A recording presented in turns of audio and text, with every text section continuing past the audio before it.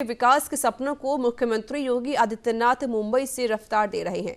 मुख्यमंत्री सबसे पहले लखनऊ नगर निगम की बॉन्ड लिस्टिंग के लिए बॉम्बे स्टॉक एक्सचेंज में हिस्सा लिया। उन्होंने यहां घंटा बजाकर लखनऊ नगर निगम के बॉन्ड जारी किए।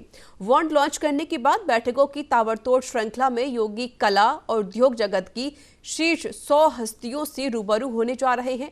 उद्योगपतियों के साथ यूपी में निवेश पर चर्चा होगी ताकि यूपी के युवाओं को ज्यादा से ज्यादा रोजगार मुहैया कराया जा सके। हाल ही में लखनऊ नगर निगम ने राजधानी के सौंदर्यीकरण और साफ सफाई आदि के लिए 200 करोड़ रुपए के बॉन्ड जारी किए हैं। कोरोना काल के बावजूद इसे 225% सब्सक्रिप्शन मिला है और यही बॉन्ड बीएसई में लिस्ट हो गया है। इस मौके पर मुख्यमंत्री गाजियाबाद, वाराणसी, कानपुर और आगरा जैसे बड़े नगर निकायों के बॉन्ड जारी करने की भी घोषणा कर सकते हैं। कार्यक्रम में सीएम के साथ नगर विकास मंत्री आशुतोष टंडन भी मौजूद रहे। महानुभाव, पत्रकार मित्रों, ये हमारे लिए एक ऐतिहासिक क्षण है। ये महालक्ष्मी का मंदिर भारत के आर्थिक विकास में अपना योगदान दे रहा है और विगत एक सदी से ही अधिक समय से इसके योगदान को कोई विस्मृत नहीं कर सकता। उत्तर प्रदेश, जहां देश की लगभग 17% आबादी निवास करती है, आबादी के हिसाब से सबसे बड़े राज्य है। और हमारे साथ जुड़ चुके इस पर अधिक बातचीत करने के लिए वरिष्ठ पत्रकार विजय उपाध्याय। सर, स्वागत है आपको न्यूज इंडिया में। थैंक यू सर, आपको मेरी आवाज मिल रही है? हाँ, मिल रही है जी सर। जिस तरीके से उत्तर प्रदेश अब लगातार विकास की पटरी पर दौड़ने लगी है, क्या कहेंगे आप?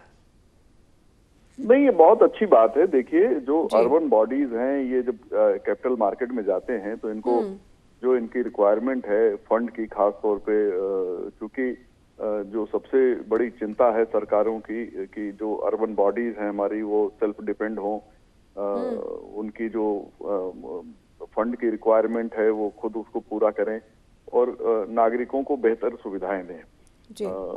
इस लिहाज से ये जो अभी लिस्टिंग हुई है, लखनऊ नगर निगम का जो बॉन्ड वहाँ पे लिस्ट हुआ है, तो ये बहुत ही महत्वपूर्ण है और नॉर्थ इंडिया का तो शायद पहली किसी नगर महापालिका की लिस्टिंग है ये।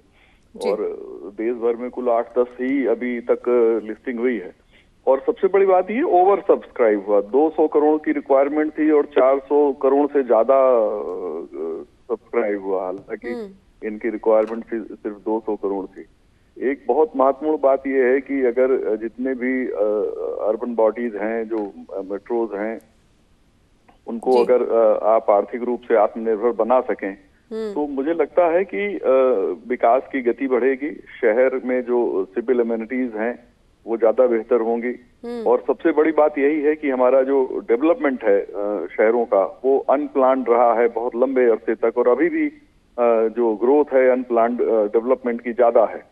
तो इस लिहाज से अगर जो रिक्वायरमेंट होती है, जो जरूरतें होती हैं बड़ी बढ़ती हुई आबादी की, उसको पूरा करना बहुत आसान काम नहीं होता है। ये स्टेट के फंड पे निर्भर करती हैं। मैं आपको बताऊं कि ये लोगों को भ्रम होगा कि जो जितने भी महानगर पालिका या नगर पालिकाएं हैं ये तो सरकार का हिस्सा है, लेकिन ये सरकार का हिस्सा होते हुए भी ऑटोनोमस हैं। इनको अपनी विकास की जो जरूरतें हैं और जो अपना फंड है उसके लिए इनको आत्मनिर्भर करना सरकारों का लक्ष्य है। लेकिन कोई भी नगर पालिका या महानगर पालिका या नगर निगम आत्मनिर्भर नहीं है। उसे सरकार पैसे देती है तब वो अपने खर्चे पूरे कर पाते हैं। लेकिन इनको बनाने का जो मकसद होता है कि ये जो इनकम इनकी हो उससे ये अपने विकास की योजनाएं बनाएं। तो ये एक बड़ा कदम है और मुझे लगता है कि यूपी के दूसरे जो ऐसे मेट्रो सिटीज हैं या जो नगर निगम हैं वो आने वाले दिन में अपने अपने जो पैसे की रिक्वायरमेंट है वो कैपिटल मार्केट से पूरी करें और ज्यादा बेहतर होगा ये। जी बिल्कुल सर, क्योंकि अब उत्तर प्रदेश विकास की प्रगति पर दौड़ने लगा है और इसमें ये भी कहा गया है कि अब जो युवा बेरोजगार हैं उनको रोजगार भी दिया जाएगा इस माध्यम से, जो वार्ड लॉन्च किए गए हैं। नहीं देखिए, बॉन्ड के थ्रू रोजगार तो देखिए, नगर निगम अपने काम को बढ़ाएगा तो रोजगार तो मिलेगा, लेकिन जो मुख्य मकसद है वो रोजगार नहीं बल्कि सुविधाएं हैं। सुविधाएं जब आप बढ़ाएंगे तो रोजगार अपने आप बढ़ेगा। लेकिन आप देखिए कि मैन पावर से के साथ जो मॉडर्नाइजेशन है, जो इक्विपमेंट्स की रिक्वायरमेंट है, अब जैसे सीवर की सफाई में मैन पावर को हटाने की बात है कि धीरे धीरे मैन पावर वहां से भी हटे। जैसे पहले